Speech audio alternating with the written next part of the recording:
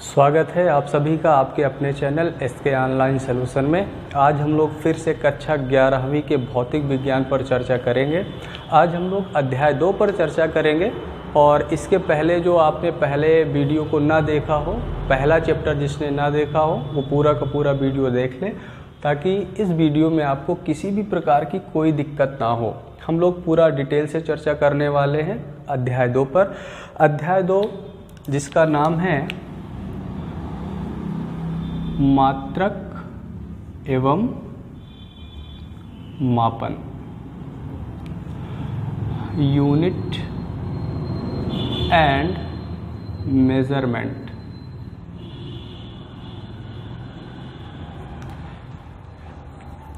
इसको पढ़ने से पहले हम लोग सबसे पहले जानेंगे कि राशियां क्या होती हैं। देखिए, राशियों के प्रकार डायरेक्टली आप अभी तक पढ़े होंगे कि राशियां 2 प्रकार की होती है, मूल राशियां, व्युत्पन्न राशियां। लेकिन आपने राशि को नहीं पढ़ा होगा। राशि को जब डिफाइन करने के लिए आपसे कोई कहता है तो आप उसकी परिभाषा नहीं बता सकते। है बहुत इजी, लेकिन बस आपको पता नहीं रहता। तो आप जान लें कि क्वांटिटीज़ क्या होता है, व्हाट इज़ क्वांटिटीज़, राशियां क्या होती हैं। अब मैं आपको इसको थोड़ा सा समझाने की कोशिश करता हूँ, तुरंत आप समझ जाएंगे। सपोज करिए मुझे दूरी लिखना है।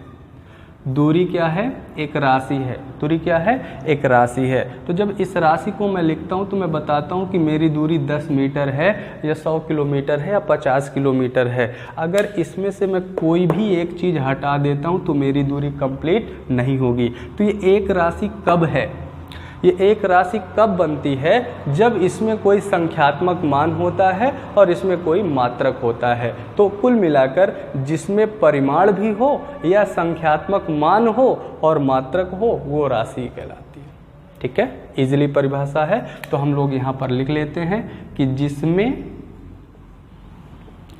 परिमाण या संख्यात्मक मान क्या होता है? संख्यात्मक मान तथा मात्रक होता है, मात्रक होता है, उसे राशि कहते हैं। या जब उसकी क्वांटिटी बढ़ती जाएगी तो राशियां कहते हैं। ठीक है, ये आपका हो गया।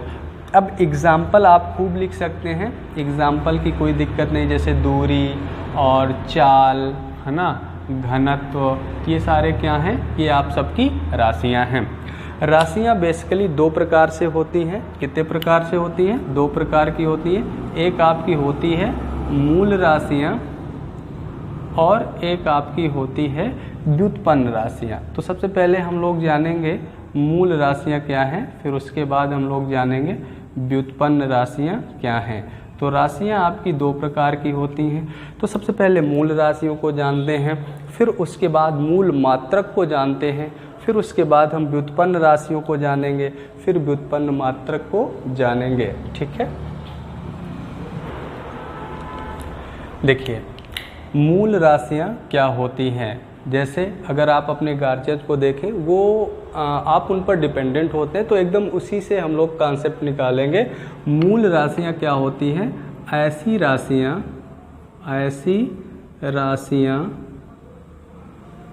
जिन्हें व्यक्त करने के लिए अन्य राशियों की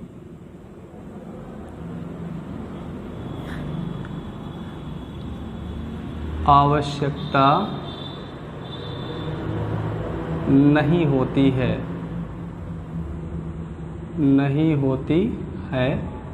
उन्हें मूल राशियां कहते हैं। उन्हें क्या कहते हैं? मूल राशियां कहते हैं। तो ये आपका हो जाता है मूल राशियां। अब मूल मात्रक क्या होते हैं? मूल मात्रक क्या होते हैं? जैसे मूल राशियां, उसी प्रकार से मूल मात्रक। तो जो मूल मात्रक जो मूल राशियों को नापे, ऐसे मात्रक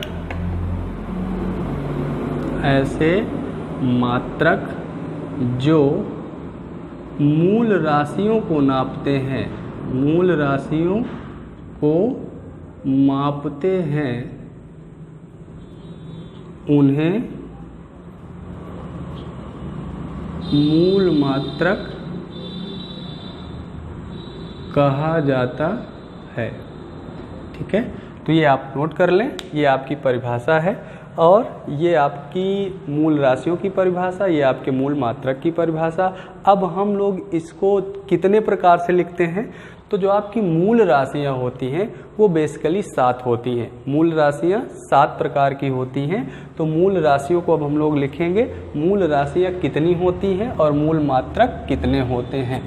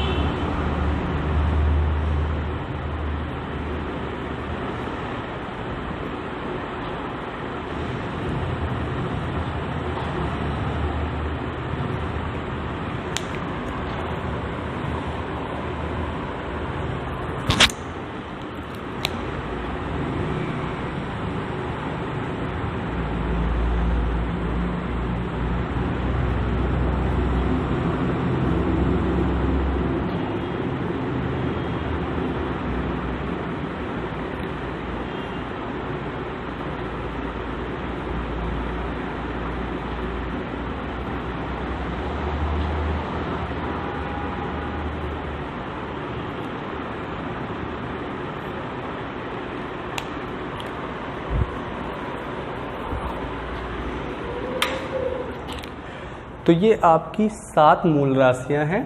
एक तो आपका लंबाई, जिसका मूल मात्रक क्या है, मीटर, द्रव्यमान किलोग्राम, समय सेकंड, ताप का केल्विन या डिग्री सेल्सियस, ज्योति तीव्रता का कैंडिला, विद्युत धारा का एम्पियर और पदार्थ की मात्रा का मोल।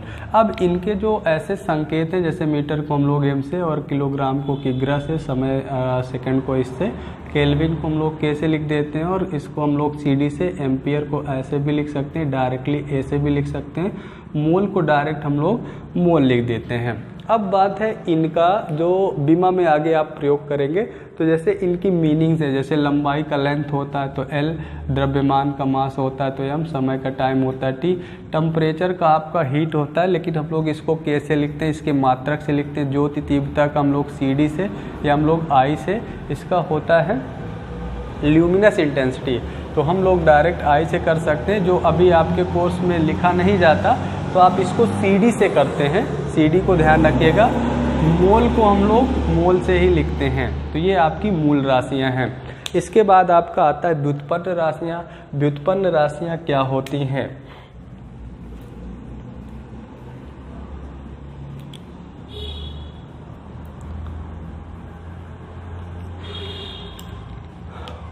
ऐसी राशियां जो सिर्फ और सिर्फ मूल राशियों की मदद से बनती हैं। तो हम लोग यहाँ पर देखेंगे, ऐसी राशियां जो मूल राशियों के द्वारा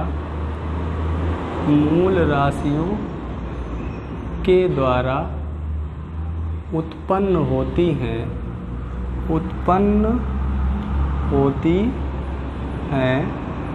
उन्हें व्युत्पन्न राशियां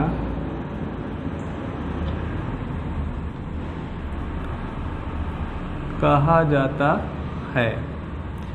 अब जैसे आप देख लें, जैसे व्युत्पन्न राशियां हो गया, वैसे ही आपका व्युत्पन्न मात्रक हो जाएगा। तो व्युत्पन्न मात्रक देख लें। व्युत्पन्न मात्रक, तो जो मात्रक इन राशियों को नापेगा, व्युत्पन्न राशियों को नापेगा, उन्हें व्युत्पन्न मात्रक कहेंगे। ऐसे मात्रक जो व्युत्पन्न राशियों को मापते हैं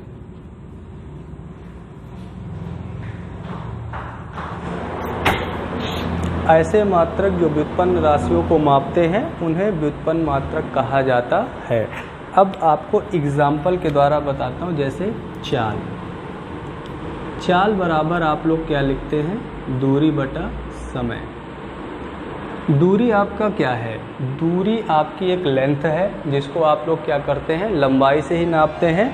समय भी आपका क्या है, सेकंड से नापते हैं। जो मूल राशि है तो ये भी मूल राशि है और ये भी मूल राशि है। इन दोनों राशियों के द्वारा आपको मिला है चाल, इसीलिए क्या हो जाएगा, व्युत्पन्न राशि हो जाएगी। चाल एक व्युत्पन्न राशि हो जाएगी और ये दोनों मूल राशियों की सहायता से मिलकर बना है।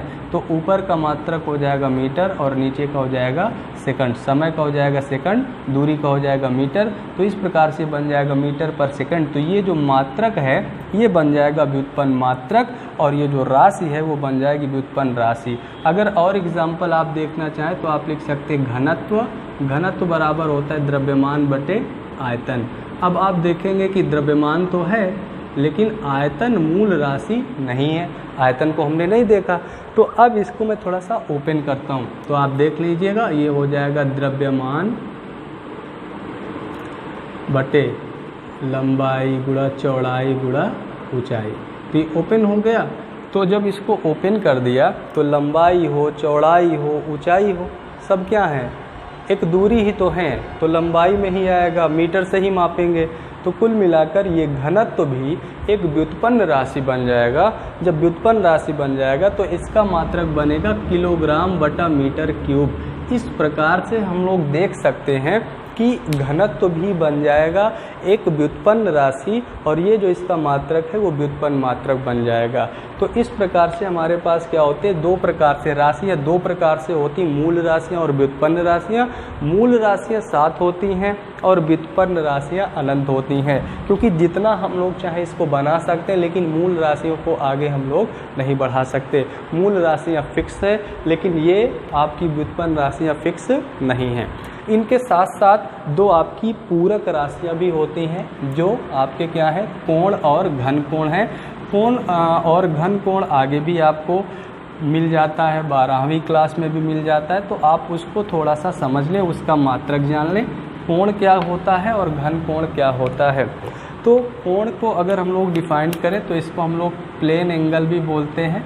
तो नॉर्मली आपका जो कोण होता है, अगर कोई आपके पास वृत्त का चाप है तो किसी भी वृत्त का चाप उसके केंद्र पर, किसी भी वृत्त का चाप उसके केंद्र पर जो कोण अंतरित करता है उस कोण को हम लोग समतल कोण बोलते हैं या नॉर्मली कोण बोल देते हैं। ठीक है, ये आपका रेडियस है, ये आपका कार्ड है, मान लीजिए कोई भी डिस्टेंस है S1 S2, तो यहाँ से इसका जो डिस्टेंस है अगर आप इसको कोण को देखें तो कोण बराबर चाप बटे त्रिज्या भी होता है।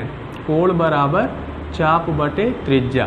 ठीक, तो अगर आपको कोण को डिफाइन करना है तो कोण को आप ऐसे भी बता सकते हैं, कोण बराबर चाप बटे त्रिज्या, या चाप और त्रिज्या के अनुपात को कोण कहते हैं। इसका जो मात्रक होता है, मात्रक आपका होता है रेडियन, इसे आपको याद रखना है।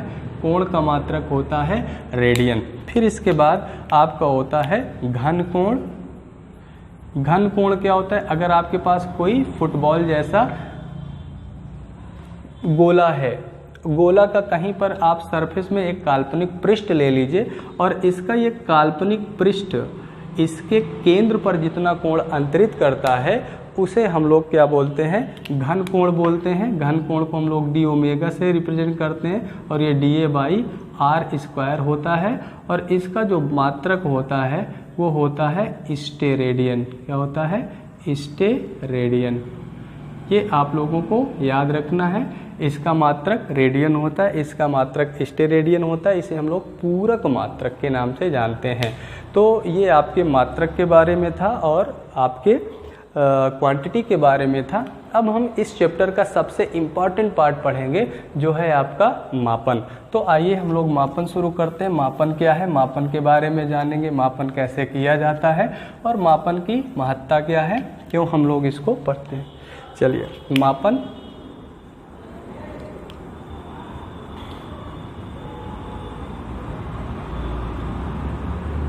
मेजरमेंट। तो अगर इसकी बात किया जाए, जैसे मान लीजिए मेरे पास ये एक लेंथ है, मैं या आप मुझसे कोई कहे या मैं किसी से कहूँ इसकी लंबाई बताइए, तो क्या आप इसको ऐसे नॉर्मली बता पाएंगे? नहीं बता पाएंगे।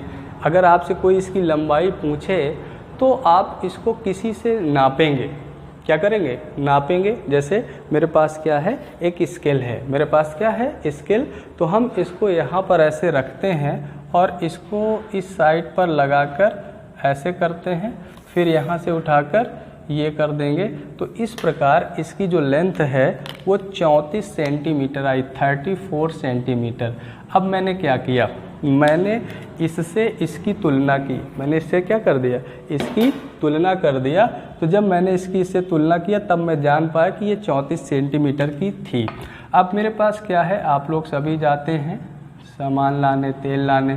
अगर ये 1 लीटर का आपका पैमाना है और आप कहीं पर भी क्या किए हैं, तेल लेने गए हैं और आपने तेल को नपवाया है, तो क्या करता है, इसमें से लेता जाता है और आपके पास जो सिस्टम होता है, जो आप लेकर जाते हैं डिब्बा, उसमें आप लोग इसको लेकर आते हैं और इसमें जितने बार इस क्वांटिटी को इसमें डाल के इसमें जितने बार आप ट्रांसफ़र करेंगे उतने लीटर इसमें आ जाएगा।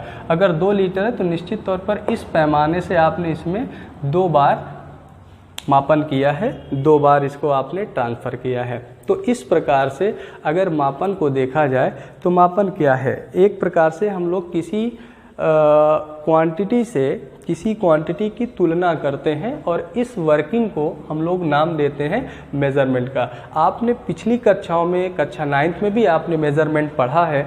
वहाँ पर आपने एक परिभाषा देखा था कि किसी अज्ञात राशि की ज्ञात राशि से तुलना करने को मापन कहते हैं। तो थोड़ा सा वहाँ पर कन्फ्यूजन आपको होगा। जैसे समझिएगा, ये आपकी लेंथ थी, अननोन थी, अज्ञात थी। ये आपका लीटर था, ज्ञात था। तो क्या आप इस लंबाई को नापने के लिए लीटर का प्रयोग कर सकते थे? नहीं कर सकते थे। तो इसलिए ये जो परिभाषा है वो आपके लेवल की नहीं है। जब आपने पढ़ा था ठीक है, आपने पढ़ा था, जाना था, उसको समझा था ठीक है, लेकिन अब आप कक्षा 11वीं में हैं तो 11वीं के अनुसार आपको थोड़ा सा स्टैंडर्ड अच्छा करना है और अपने हिसाब से बताना है। तो आइए हम लोग शुरू करते हैं कि इसको हम लोग कैसे बताएंगे। तो किसी राशि की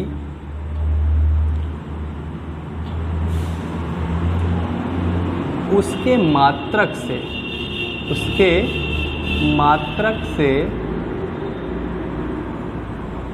तुलना करने को मापन कहते हैं। अब जब हम किसी राशि की उसके ही मात्रक से तुलना करें, जैसे लेंथ है तो मीटर से, द्रव्यमान है तो किलोग्राम से, तब वो क्या हो जाएगा, मापन हो जाएगा। ठीक है। तो इस प्रकार से हमें ये याद रखना है कि किसी दी गई राशि की उसके मात्रक से तुलना करने को मापन कहते हैं। हम किसी दूसरे का किसी दूसरे से नहीं कर सकते, अन्यथा वो गलत हो जाएगा। एग्जाम्पल के तौर पर आप कुछ भी बोल सकते हैं, लीटर से मापा गया दूध या मीटर से नापा गया लंबाई। ठीक है। किसी भी लंबाई को जब हम नापते हैं तो मीटर से नापते हैं और किसी के द्रव्यमान को नापते हैं तो किलोग्राम से नापते हैं। तो ये हमारा क्या होता है, मेज़रमेंट होता है। अब मेज़रमेंट जब बताना होता है तो हमें 2 बातों को बताना आवश्यक होता है। मेज़रमेंट बताने के लिए 2 बातों को आवश्यक है बताना। तो वो बातें कौन कौन सी हैं वो आप जान लें। नंबर फर्स्ट है आपका संख्यात्मक मान। संख्यात्मक मान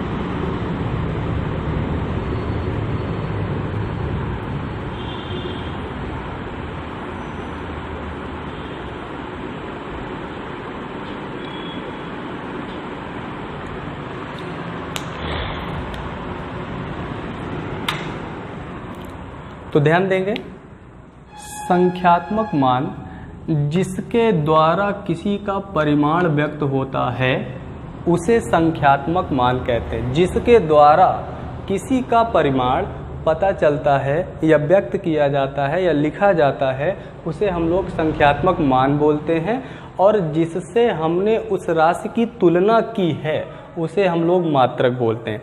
एक बार अगर आप यहाँ पर ध्यान से देखेंगे, जैसे मान लीजिए चाल मैंने लिख दिया किसी की 10 किलोमीटर प्रति हार्स, 10 किलोमीटर प्रति घंटा।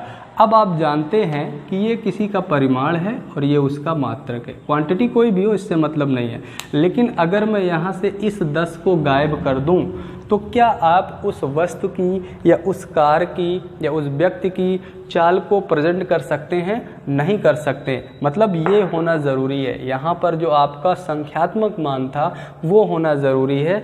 और अगर ये है और अगर मैं यूनिट हटा दूँ तो भी आपका चाल कंप्लीट नहीं होगा। तो आप यहाँ पर देख लें, आपका 10 किलोमीटर अगर ये हट जाता है तो भी आपकी चाल कंप्लीट नहीं होगी। तो हमें क्या पता चलता है, किसी की भी राशि को रिप्रेजेंट करने के लिए, मापन को रिप्रेजेंट करने के लिए संख्यात्मक और मान और मात्रक दोनों का होना आवश्यक है। अब मापन की कुछ पद्धतियाँ होती हैं। मापन की क्या होती हैं? पद्धतियाँ होती हैं। तो मापन की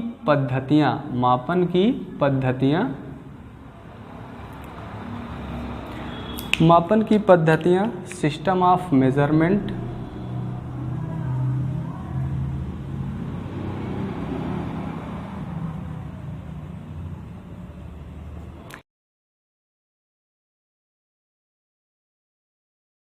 ये मुख्यतः आपका 4 प्रकार से हम लोग करते हैं, CGS, MKS और FPS।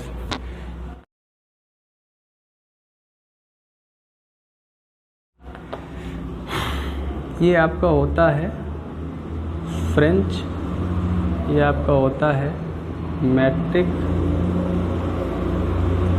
ये आपका होता है ब्रिटिश।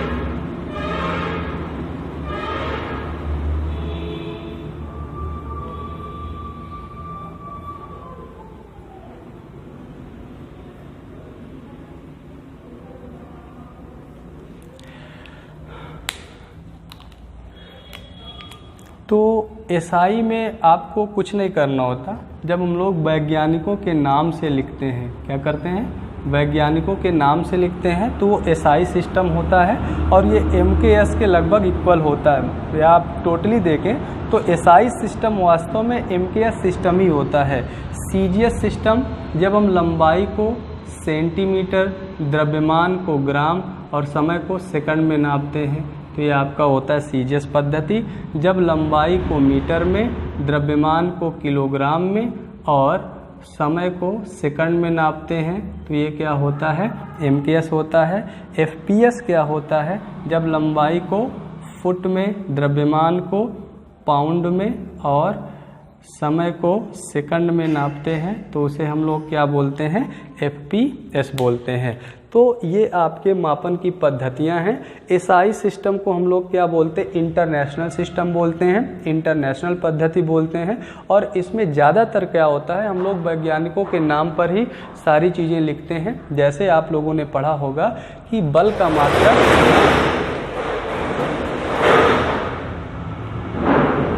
न्यूटन होता है। बल का मात्रक क्या होता है? न्यूटन होता है।